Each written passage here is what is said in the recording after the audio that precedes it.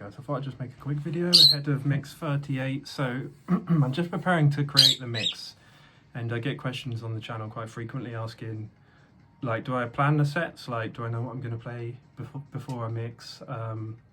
So I just thought I'd go into a few of the questions. So basically what I do in preparing for recording one of my mixes is I'll go, and you guys are sending tracks in all the time, so like especially on like the older videos, I've got people leaving me links constantly, you know, and I absolutely love it because I found so many good tracks this way from you guys just sending them to me. So what I do is you guys send links and leave comments and stuff with track suggestions. I'll put them in notes on my phone. So the first thing to do when I'm preparing for a mix is open up notes, and then I'll go to Beatport, or I'll just try and find lossless versions of these tracks. What people don't realise, okay, I get comments as well quite frequently from people saying like your mixes sound so good, like the sound quality is really good. And that is because I buy all the tracks, and if I can't buy them, I'll buy them on vinyl, and then I'll either rip them. So I've got, you know, like I've got all the vinyl, and then I've also got digital versions of them, and I'll try and do it in the highest quality possible. What people don't realise, especially people who like stream on Twitch and stuff, is if they're just ripping the tracks from YouTube, YouTube compresses music when you upload it, so instantly you've lost quality. Then all like MP3s and all these formats you lose quality every time you process them, so you end up with this long chain of processing which just completely destroys the quality. And by the time you're actually playing it out through the decks, and then transferring it to the computer and then uploading it to Google Drive or however you create your mixes, the quality just ends up awful. So you've got to work with lossless like WAV files, you know. And if you open up a spectrum analyzer and compare a track that you bought in lossless and a YouTube rip, honestly, it is visual. You can see it visually, but you can't imagine how much difference that makes in your earphones. It's crazy. It really is crazy. So yeah, just always buy the tracks, and also supporting the artist, you know, it's so important to do that. And every now and then there's a situation where you can't do this, if it's like a mashup, you know, or some kind of bootleg that was never officially released. And in those situations, I'll like open Cubase and try and recreate it using lossless versions, because you really can tell the difference. Yeah, so I'll buy all the tracks that you guys suggest, and then even if I don't use them in that mix, I've then got them, so that's how the process starts. Now, I'll have tracks like that I'll just listen to in the week that I'll just be smashing out, and it might just be like an old favourite track of mine, and then I'll like reconnect with that track. So I've got one this week, Between the Rays, or Han Nilsson, and I've just been absolutely like destroying that track this week, and it's a special track for me. So like I'll try and play that in this mix, and then it, like for me, it, like as I've said in previous comments to people, like it bookmarks mixes in my life, so like it will remind me of a certain period if I ever go back, because you've got to think, in these mixes I'm playing all my favourite tracks, so I'm basically, as far as I'm concerned, and somebody did comment this on mix 5, it's like I feel like you would be doing this anyway and we're just joining you, and that is absolutely right. Like I'll be listening to this music, playing this music regardless of if I was playing the mixes, making the mixes for you guys. So you guys are really just joining me on this journey as I create these mixes. I mean, it's amazing to have an audience to share in my passion for trance. So yeah, so that's basically how these mixes come together. I'll then end up with a crate on Rekordbox with like, maybe it'll have like 4 hours of tracks on, and I'm only going to play an hour and a half, maybe 2 hours at the most. So I already know what track I'm going to open with, and in my head I've got 4 tracks that I know I want to open with in future mixes, and I have to then decide, okay, where are we going to start this mix? Because obviously like the key and the BPM make a huge difference to how a mix is going to progress. So there's 4 tracks, and again, in notes on my phone, I've got these 4 tracks, just in case I forget. So these are tracks, I'm not going to tell you what they are, because like, I feel like the intro track is such a delicate like introduction to the mix, and it either hooks you or it doesn't. So I won't tell you what mixes, what tracks they are, but there's tracks in my head that I know will be intros to future mixes. So I've already decided that for this week. There's one that's on here, which is, I haven't even opened it yet, but this is the new 25 Years of Anjuna box set vinyl, and it's got, people are saying it's not good value for money, okay, but it's got like Anjuna Beats because these are mixed edits, so like I do agree, like most of the tracks are like half the length of what they should be, but it's got like Anjuna Beats Volume 1, so like the first vinyl in this is all full mixes, original mixes of tracks. So it's Anjuna Beats Classics. So you've got like Anjuna Beats, the track Volume 1. Now, if you're going to find that on vinyl, you're going to pay £80 for it at least. And I know it is an original pressing from like 2005. It's different to have that as a 12-inch. but you've still got that in here. So if you can't afford to buy that on vinyl, just that one track alone, just vinyl one in here makes it worth the £150. And then there's loads of other tracks in here, like so you've got like Cubicolor, Got This Feeling, and all this like Anjunadeep tracks. But more importantly, like the track that I'm going to play would never be pressed to vinyl, the track I'm opening with. So I'll give you some clues. I'm not going to say what it is, but it's over 10 minutes long, and it's 128 BPM.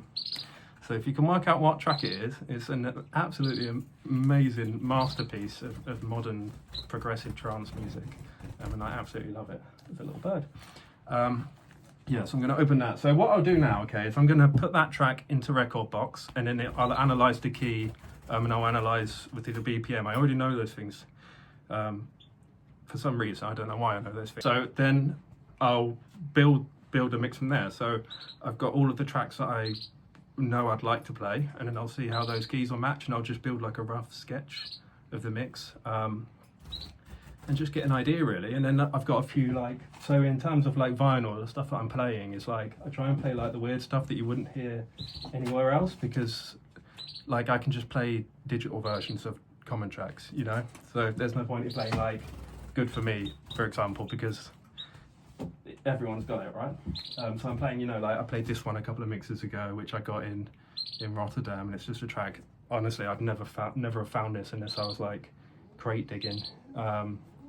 And I thought it was a really cool track. I really like the vocal in it. I think I played this in Mix 32. So yeah, so I'll go through all my vinyl and I'll just try and find weird stuff that, you know, you're never going to hear anywhere else, basically. Just to kind of, it adds like little special moments in the mix where, like I say, like you're never going to hear these tracks anywhere else because they just never really made it big, you know, which is a shame. So that's always what my channel and these mixes have been about, is like trying to share tracks with people that they would never hear. It's just tracks that people put, like, the thing is with producing trance music, it's not something you just do in a week, you know, it's a true lifetime commitment. So when you're crate digging, what you're actually doing is going through tracks on vinyl that people have spent their entire life learning this craft. It's not just like someone just did it in their bedroom in like a few hours.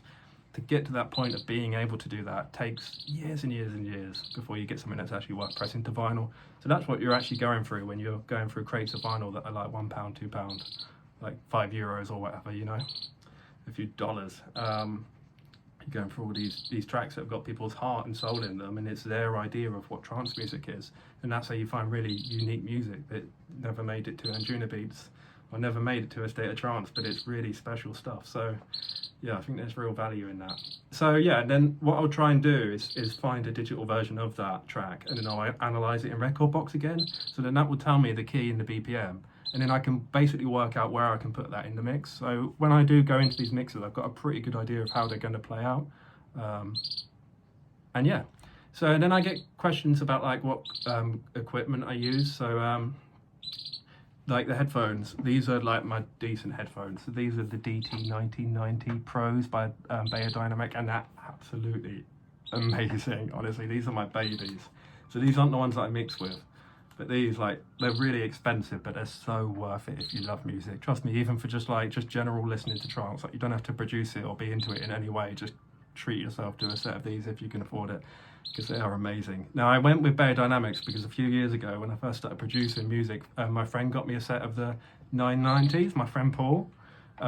He got me a set of the 990s, which again, like, for what I was using, because I didn't have much money, they were like just an amazing step up, absolutely amazing. I think they're like £160 now, brand new. So even the 990s are really good, really recommend them. And that's what I use for mixing. They're not DJ headphones, so they're just like a little bit less flexible in terms of like the way that you can like flip them about and stuff, you know, like the DJ ones are like, you can do all these weird stuff with them, but I don't really like that. I like these because you can hear like the full, you know, you've got a really good, the full spectrum of sound, right, from like 35 hertz all the way up to like 20,000. You've got like the full, you can hear everything that's going on in the mix without even having to use speakers in the room, you know. You can just put these on and just put it to your main track, and then you know exactly what's going on where. So I like that in headphones. Yeah, so I hope I've answered a few of the questions across the channel. I always get questions, and then I start talking in the comments, and I'm like, oh my god, this is really long and boring, and it doesn't really make sense. So yeah, so I use these headphones, and then in the cabin I've got pre-Sonus, I think it's Erin, is it Erin 4.5 inch speakers. That again, they're absolutely amazing. They're £150. They are classed as studio monitors, but I think they're more like multimedia, and yeah, they're just amazing, honestly. Just like banging out trance mixes or just general listening. They've got Bluetooth compatibility, so you can just connect your phone if you're, you know, running around busy. Yeah, I'd really recommend them. The pre-Sonus Erin. Is it Erin? Let me just Google that. I think it's Erin, but they're on Amazon and everything. Eris, E-R-I-S. And I've got the 4.5s. I've also used the 3.5s, and they're really good too. And they're like £70. They're like Diddy, but again, like the sound is just so full and nice. Before them, I was using M Audio for years. The BX5s for a really long time. And then in here I've got the BX8As, I think they are, which are probably too big for in this room, but I don't really ever use them, to be honest. I just use the headphones. And then obviously I've got the Pioneer RX3s. The turntables are just knackered Gemini XL500s, which are really, really bad. As I said before, they were bad when they were new, but I do use a Concorde, Autophone Concorde, which makes a big difference. But it's just the torque on the motors is absolutely pathetic. And then it just completely stops spinning, which when you're trying to mix in a track, makes it really, really difficult. But you just, you know, you work with what you've got. Same way, like when my dad was teaching me guitar when I was a kid, he got me a nylon strung acoustic, and he said, if you can learn to play on that, then when you pick up an electric, it's going to be so easy. So I just like nailed away on that for years and years, and then ended up with like big like tracks in my fingers from pushing the strings because they were nylon, and it was really hard to even play a chord. But then for my birthday, for like my 12th birthday, my dad got me a gorgeous like white Stratocaster, and it was just like so easy to play because I'd been trained on this awful one. So like I view turntables the same. Like if you want to learn to mix on vinyl, just go on like Facebook Marketplace or go on eBay or Gumtree or any one of those websites and just find any pair.